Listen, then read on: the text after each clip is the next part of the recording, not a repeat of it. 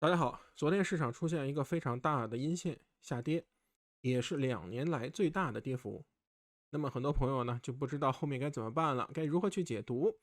我在这里呢跟大家一起去解读市场的走势，对市场走势进行一个拆解。我们主要的分析并不是给您一个预测，而是跟大家去分析不同情况的一种应对，而找到我们交易的这个 edge， 也就是我们的交易之刃。那么我们的频道是一个小众的帮助大家做交易计划、学习交易系统的这么一个频道。如果你喜欢我的频道呢，请点赞、收藏、转发。还有另外一个事情就是我们的一个观众们水平也很高，提出问特斯拉的走势啊。大家可以看到，特斯拉也是最近走势非常强劲的一只股票。除了新闻方面，还有就是资金方面对特斯拉的一个加注。那么我们也对特斯拉今天做一个专门的一个分析。好，请您跟我一起进入今天的视频。好的，今天呢很多数据还没有完全更新，那我们来看一下市场的这么一个情绪方面。那么不管是深度还是情绪方面啊，我们从 W3 data 的这上午来看，其实呢整体上是偏弱的啊。那么有些数据还没有来到极值，这就是我们说从左侧进行做多来说，这个位置上很多就是很多数据不够特别的极端，因为我们左侧去抢一个多头的反弹，一般来说我们需要市场非常恐慌或非常的极端的恐慌，但是呢，现在来说这个数据还没有来到我想要的那种非常漂亮的样子。但是呢，今天呢还会有很多数据去更新，包括我们看到一些 Put Call Ratio 还有一些深度都会有一些更新。那么这个更新之后呢，我们可能对市场呢会有一些新的一个变化、一个感知，但总体上以现在的数据来看，我觉得可能还需要一些耐心，去等待那些极左侧的一个点这是我们首先对大盘的一个解读。那么我们来看一下日线方面的走势。那么日线上昨天这根阴线几乎是不是几乎是了，就是这2年来最大的一个阴线。那么我们面对这么大的一个阴线很多朋友呢就是不知道该怎么办了如果大家关注了我的频道之后，可以看到我在这一天咱们的 community 里面我正好讲到了技术上这个涨幅满足同时没有走弱的样子，选择减仓观望。那么这个位置上，如果你跟我说我能预判到有这样大的一个下跌其实我是预判不到的我能判断的是这一波的上涨，我可以跟大家说，这一波的上涨，它的这个 W 底，它正好涨幅是满足的。那么其实呢，这个 W 底的涨幅满足也是非常容易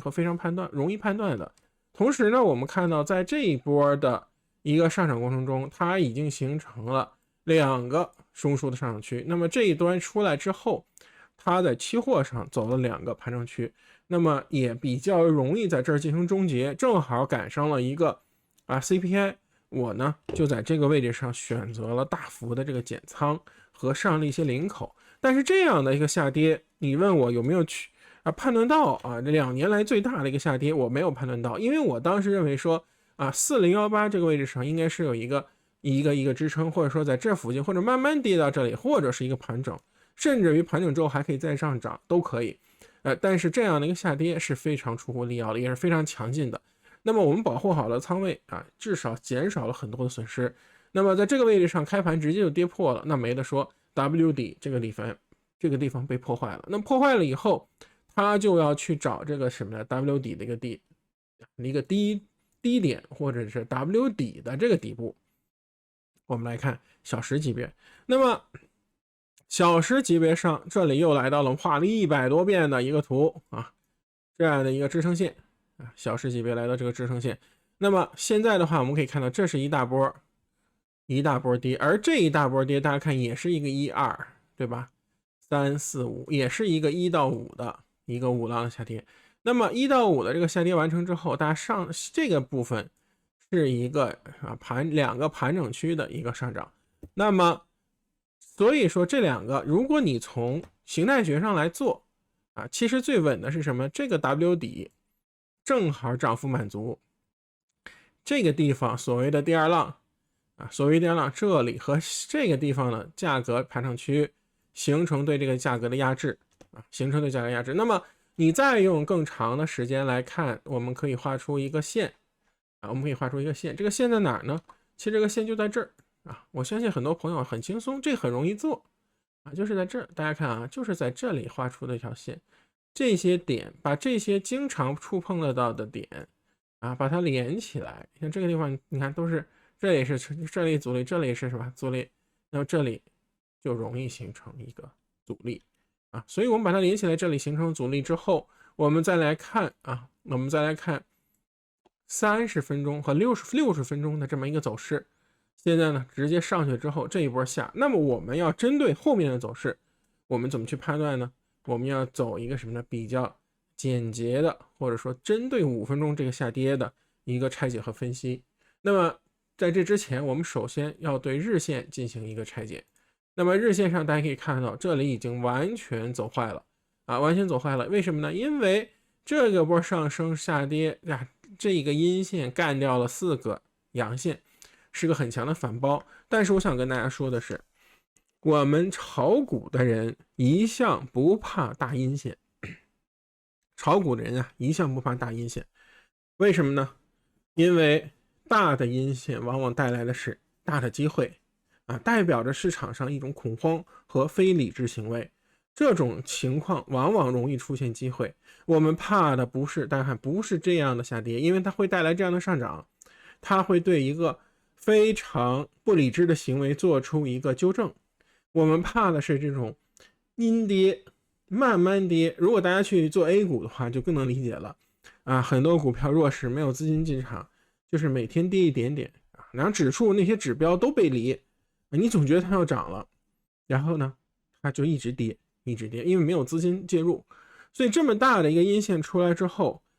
市场会走向一个非常快的恐慌。而这个恐慌加上我们在前面跟大家多次提到的，现在市场中可以大家讲到空头的仓位是历史最大，不光是期权还有期货我跟大家分享看到了 CTA 策略，它的空头仓位也是非常大的，还有其他的对冲基金的空头仓位基数来到历史最大。那么面对两个走势，要不然就是一个急跌狂杀，要不然的话这里就形成了多头的燃料。所以我们在这个位置上首先明确第一点，我们的交易不能以非常激进的做空为主，因为你这个位置上去激进做空很容易被打脸。为什么？因为你的损益比可能会比较差，你可能向下吃了一个非常不确定，就是你的目标盈利是一个非常不确定的钱，而你的止损，如果你把这个阳线的这个点，也就是311 QQ 作为一个止损的话，你在这个位置上已经有15块钱，也就是将近 5% 以上的止损。你向下的能有超过 5% 吗？这个不确定性太强了。所以我认为首先我们应该排除波段或者长期的做空作为我们第一个选项。那么如果你愿意做，那是你的个人的选择，而是我自己是这样的一个分析那么面对这样的话，我们第二点请大家看一个大的阴线把整个趋势打掉了之后，短期内的话空头的压力或者说空头的力度非常大，那么对多头来说是个非常大的一个压力。那么你想扭转这样的一种阴线，你只有靠时间，或者说这个地方突然间来一个什么消息外部的一些因素的一个刺激。所以说我们找到之前出现大阴线的地方，尤其是刚开始大家看这个大阴线，这里如果是十字线的话，这里其实跌的幅度差不多了，也看这里也可以看作也就是看作6月份的这个反弹，也可以看作是3-4根阳线的这么一个横盘，再下来其实今天是差不多这个阴线加上一个十字线，其实跟这差不多。我们要在等待，大家看我们这里面的一些日线级别的信号会在非常恐慌的状态下它就会出但是呢我们整个交易 follow 这个趋势，就是左侧会有一些信号辅助你，而整体上我们只要看均线就可以帮助，这样的话我们的交易就比较有 edge 多说一句，很多朋友说用的这个我们这个系统是可以试用的，大家可以进到我们 Discord 申请试用。但是很多朋友问的问题是，你有这有卖，这有买，这有买，那卖没有卖没有啊。所以我当时说了，你可以用 zigzag 做它的一个辅助，但是没有任何的一个 TA 系统可以给你完整的交易，因为我们的是一个交易辅助系统，我不可能通过这样的系统把每一个买卖点都给你标志出来，因为大家知道，在做任何的策略的时候，覆盖和胜率高和覆盖率高只能选一个，如果选择覆盖率高都有，那么意味着很多假的信号对我们的操作产生非常大的一个影响。所以我们的整体上，你要在交易过程中，哪怕用均线，比如说守这个均线，这个均线下了就减仓啊，或者说你有其他的形态学上的一个方法都可以，但是信号可以在这里辅助我们，而它不是我们能完成交易的唯一方法。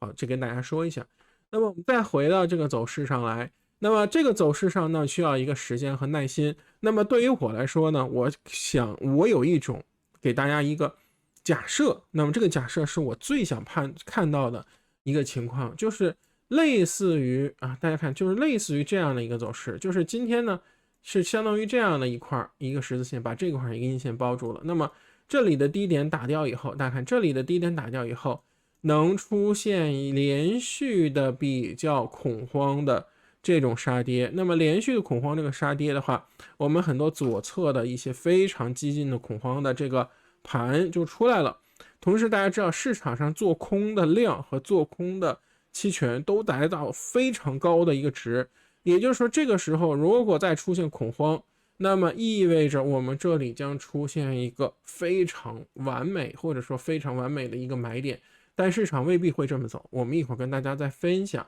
其他的一种可能。我们来看 VIX 这里又出现了一个调整，其实我是特别不想看到 VIX 走成这样的，我希望 VIX 出现一个暴冲到30，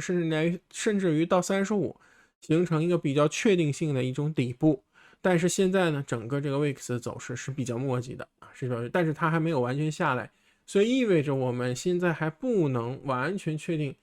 这里是一个所谓的底部。所以你真正日线和周线级别的交易，这里还没有任何的信号，你不可以或者说没有什么机会。那么回到这里面，我再看5分钟，那5分钟回到了我们之前说的1比1比来做那么上面的一个反弹，我们说了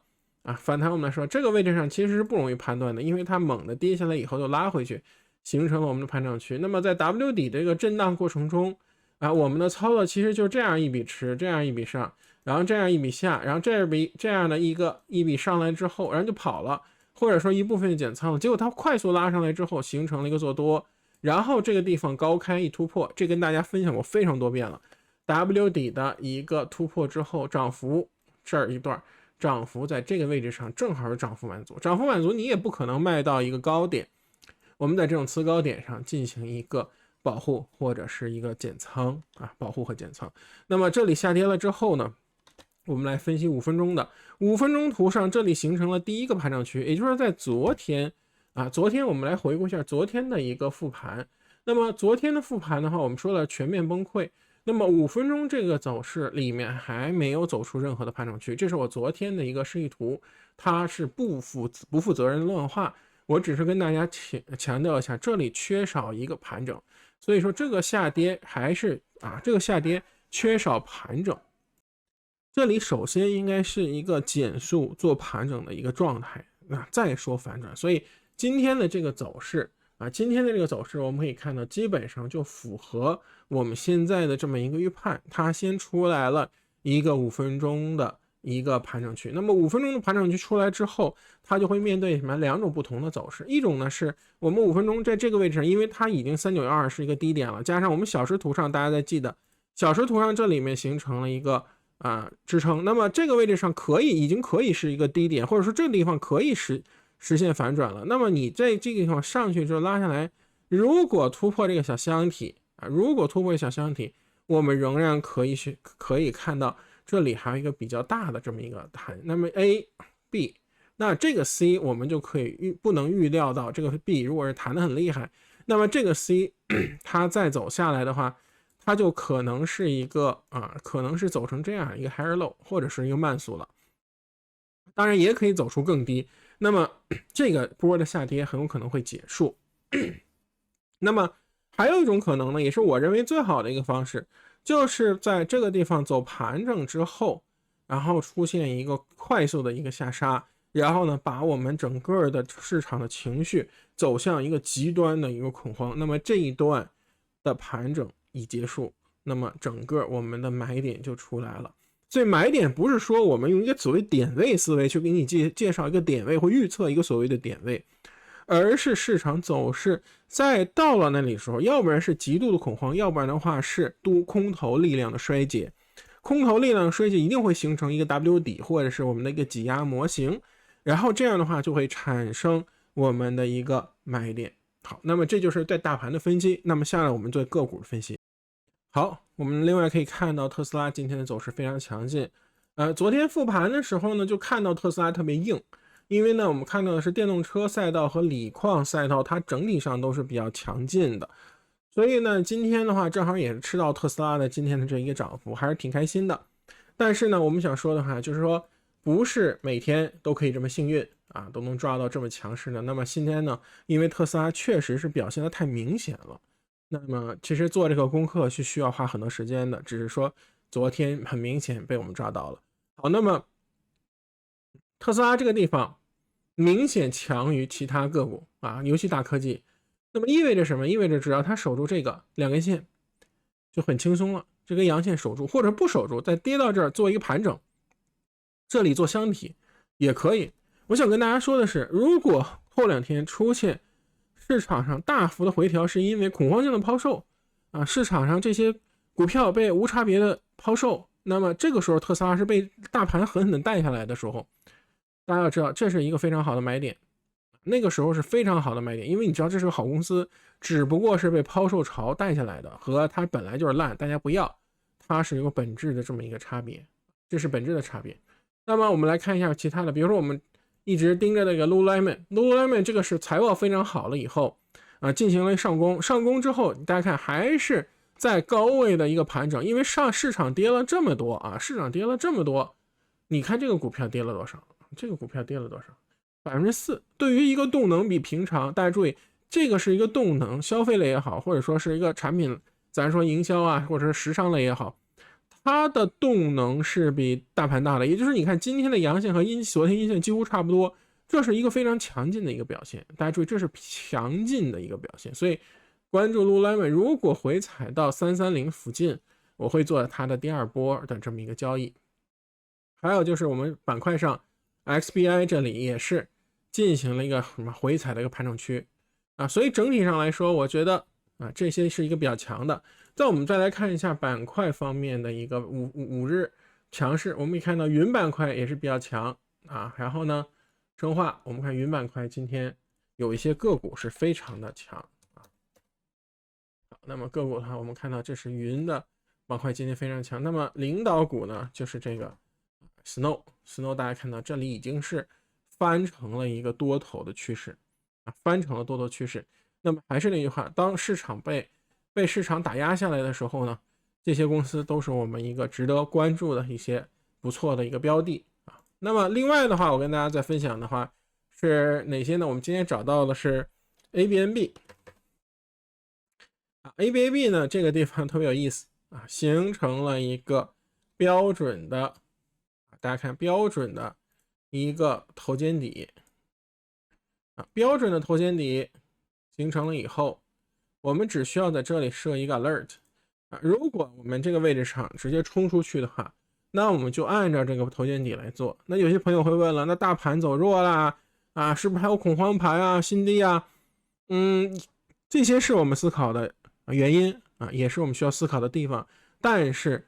这个机构出来之后，我们其实止损非常小。如果真的是大盘不行再打下来，它可以在这做新的盘整，那我们再找新的机会做。那现在这个形态是出来了，那么它一旦突破，我们去做。如果要下来的话，做盘整，我们也去继续观察，也是非常好的啊，也是非常好的。这就是这个爱彼迎啊，爱彼迎。那么今天整个涨的，大家看还有一些我想跟大家分享的就是这个 MRA 这个形态是非常一般的啊，而且上面的套牢盘啊也是偏多的啊，也是偏多的。所以呢，我想跟大家说，就是说一个套牢盘偏多，然后呢形态不好，但是呢它最近是有一个什么消息啊？消息是在日本这个建厂日本建厂。然后这个新的消息是讲到了要就是好像同意给中国出货，那么这些对它今天的股价是个刺激。但我不认为说这个位置上仍然是一个很大很弱的空头趋势，它需要更多的刺激才能不把股价迅速的bump上去提高上去。但是呢，我们可以看到说中概股上有一些，比如说这个拼多多，它在这个位置上没怎么下跌对于这种超高波动的股票来说，这里是一个只是这么大的下跌的时候，只是你看对比一下88的走势，你看就完全不一样，这是一个非常强劲的一个走势。那同时我们看到，我们说这个 NIO 这两天大家看这里也是一个横盘的盘整，而且这里也是走强，就是三傻在这个地方走强，它是辅助我们可以看辅助了特斯拉的一个走势就是说我们看到 NIO 也是走的比较强，然后其他两个也比较差了，但是还有就是锂矿锂矿对吧？锂矿这里是一个大的碗口的这么一个突破，那么这两个都是电车赛道，它这些都是电车赛道的这么一些强势股，那么这也对特斯拉的增长起到了一个很好的辅助作用那么这就是我们看到的一些机会。所以说具体的方面我们怎么操作呢？就是具体问题具体分析个股操作，或者说你做一个个股和指数的配对交易也可以。那么具体怎么做呢？那就看您自己的了。那么今天呢，我们周中就给大家讲到这里。如果大家喜欢我们视频，请您点赞、分享、转发。我们下次再见，拜拜。